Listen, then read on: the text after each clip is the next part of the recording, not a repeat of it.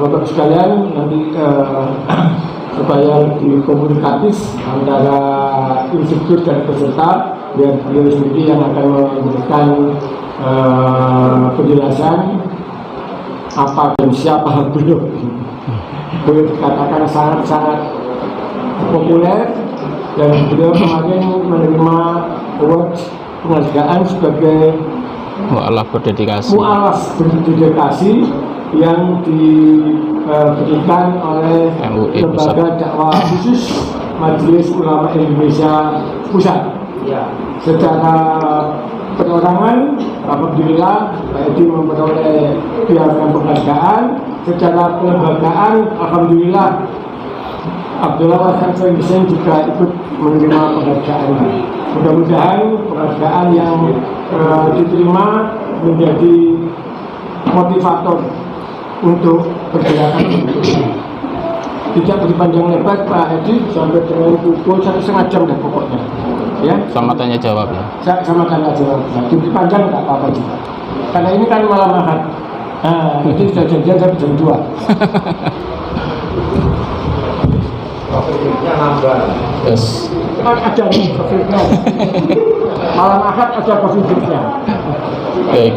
Assalamualaikum warahmatullahi wabarakatuh.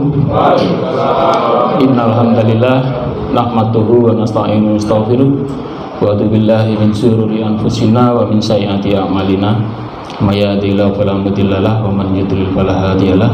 Asyhadu an la ilaha illallah wa asyhadu anna Muhammadan abduhu wa rasuluh. Allahumma sholli ala Muhammad. Terima kasih, selamat datang kepada saudara-saudaraku yang sudi hadir untuk menghadiri acara diklat pada malam hari ini dan insya Allah sampai besok siang.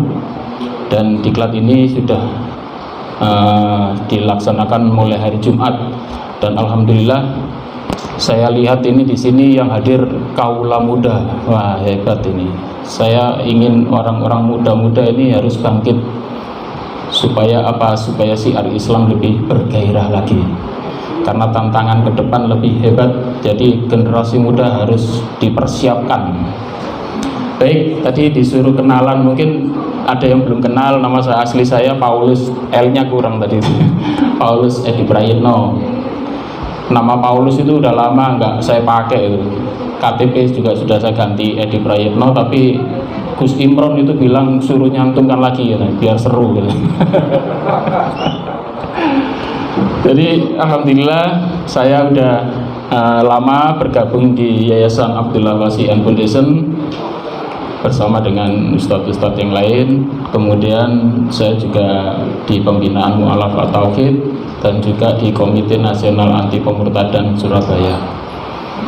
Dan kalau belum tahu YouTube saya, buka saja Edi Prayitno, itu sudah ada. Ya.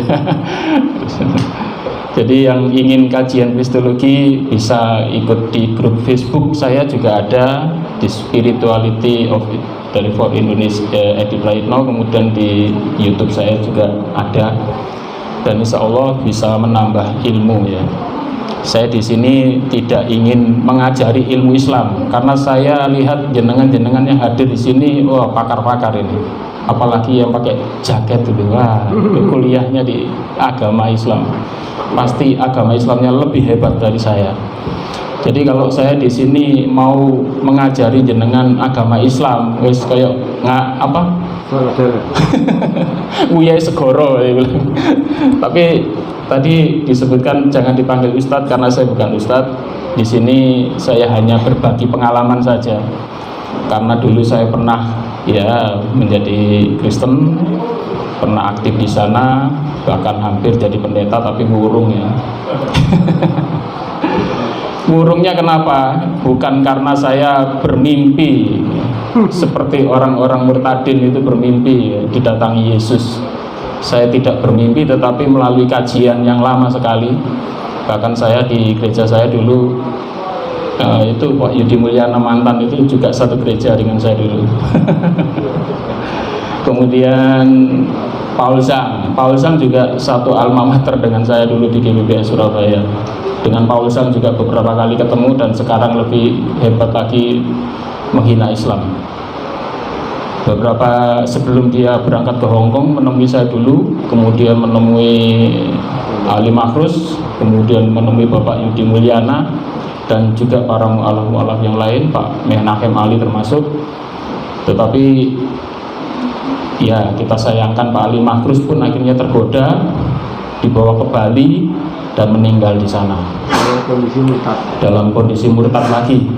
Padahal itu kita sudah bina ya, AWF sudah membina luar biasa, baik itu materi maupun ilmu agama juga sudah nggak kurang-kurang ini Pak Yazid membekali Ustadz apa itu Ali Makhrus ya, tapi oh ya bukan Ustadz si Ali Makhrus, tapi akhirnya ya kembali lagi meninggal kayak gitu.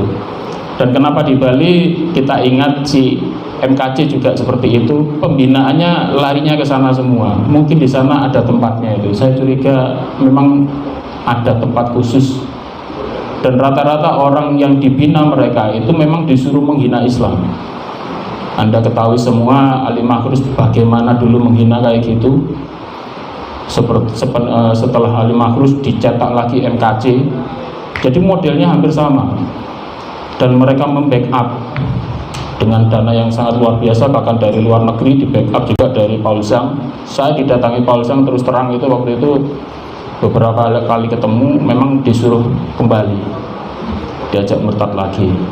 Tetapi saya tidak bergeming, tetapi Ali Makhrusnya katut gitu. Bapak Yudi Mulyana ada di belakang itu, dicari-cari juga. Tapi alhamdulillah sekarang Bapak Yudi Mulyana juga sudah kembali lagi, alhamdulillah. Waktu itu sempat rame kan, dibaptis sama Paul Zhang itu. Dan seperti itu ya. Jadi kalau pemurtadan, penginjilan itu dikatakan tidak ada, Anda dibohongi. Penginjilan itu selalu ada, dan itu sangat luar biasa.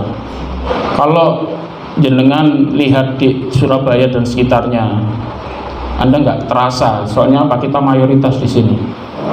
Coba Anda jalan-jalan ke tempat-tempat terpencil luar pulau, pasti lu kekristenisasinya sangat luar biasa. Itulah sebabnya kita membentuk yayasan-yayasan ini, AWF, untuk membentengi umat, atau itu untuk membina para mu'alaf. Bahkan saya saat ini mempunyai rumah singgah. Kenapa? Karena banyak mu'alaf itu hidupnya sengsara. Di sini ada mu'alaf? Tidak ada ya? Hidupnya sengsara, cari guru sendiri. Saya dulu menjadi mu'alaf itu setelah dialog selama 1 tahun. Tidak otomatis saya percaya bahwa Islam itu agama yang paling benar, enggak. Dialog dulu 1 tahun, yang saya ajak dialog itu mereka lulusan dari pondok di Kediri kalau nggak salah. Dengan sopan, dengan apa ya, dengan sopan santun yang sangat luar biasa, dia telaten. Kalau dialog dia menghina-hina saya, mungkin sampai saat ini saya tidak bisa percaya. Itulah sebabnya saya ajak teman-teman pemuda-pemuda di sini gelorakan dialog, tetapi dengan cara yang paling baik. Al-Quran sudah mengajari kita cara dialog itu seperti apa. Boleh berdebat, boleh, tetapi dengan ilmu. Kalau kita lihat di media-media massa, berdebatnya kan kayak gitu ya, menghina semua. Bahkan ada yang mengatakan bahwa Yesus itu bukan Nabi Isa. Itu malah menjauhkan kita dari, atau mengolok-olok Nabi kita sendiri gitu. Dan itu malah mereka tidak sadar, malah benci. Itulah sebabnya dialoglah dengan cara yang baik. Bertahun-tahun saya sejak tahun 2000 itu ya, dialog terus di Facebook. Dulu belum ada Facebook, belum ada WA, saya sudah dialog melalui milis. Belum ada WA, belum ada Facebook. Kemudian muncul Facebook, saya dialog terus. Yang saya ajak dialog itu rata-rata pendeta. Saya tidak menyisir pendetanya ini, tetapi yang membaca. Ternyata benar. Setelah saya berdialog, kemudian ada seorang wanita itu ya bertanya banyak hal. Setelah 3 tahun dia inbox saya, Pak Edi, alhamdulillah saya masuk Islam. Dulu namanya Maria, ganti. Saya diusir katanya.